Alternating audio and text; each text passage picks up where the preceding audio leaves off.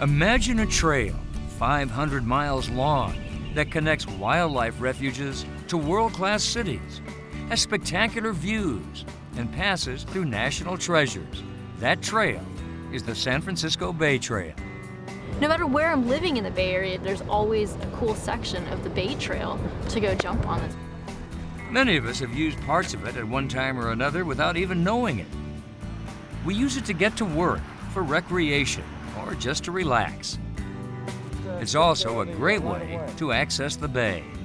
All of a sudden, it's the birds, it's you, it's maybe a seal popping up. But few of us know about the trail as a whole.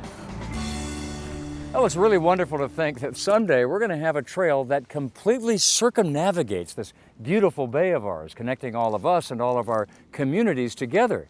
From my point of view, that's a great idea. In the early 1960s, much of the bay's shoreline was being filled in and developed, and fewer than 6 miles of it were open to the public. But as a new attitude for the bay began to emerge, the vision of a trail around the bay took shape. The full dream is 500 miles around the bay along the edge of the shoreline, passing through 47 cities and 9 counties. So it's a very ambitious project.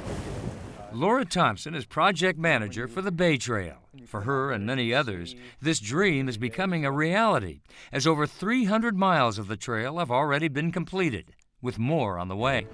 Well, the reward for me is to see people using the trail, people out with their families and just enjoying the beauty of the Bay Area. Part of the beauty of the Bay Area is its wildlife.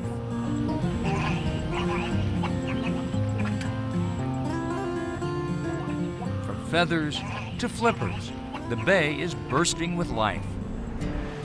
And the Bay Trail allows all of us to witness it in our own and very intimate ways.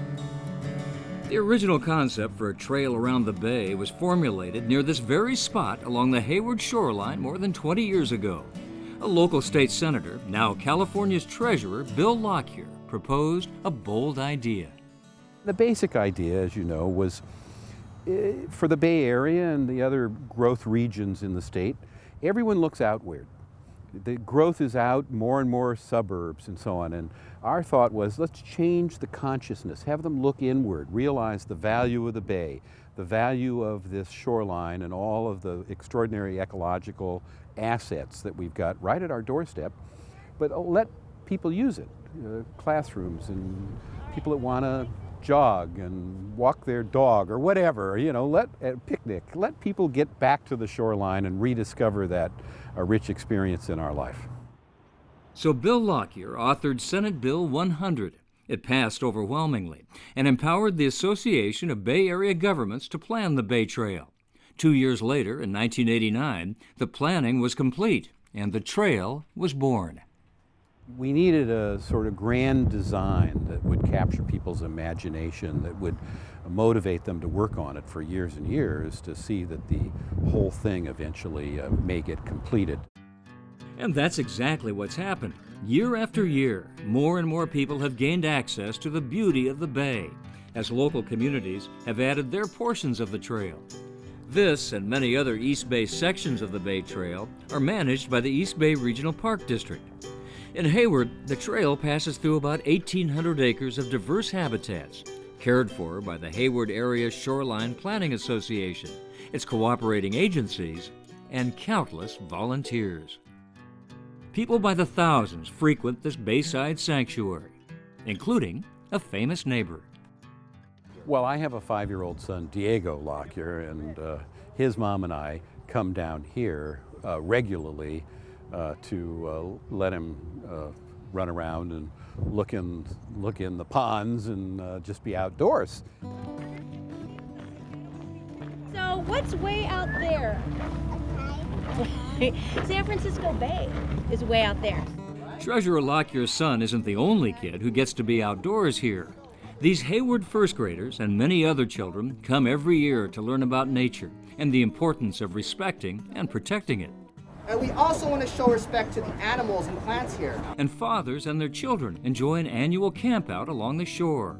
All superb programs run by the Hayward Shoreline Interpretive Center, itself an important institution since 1986. He's moving.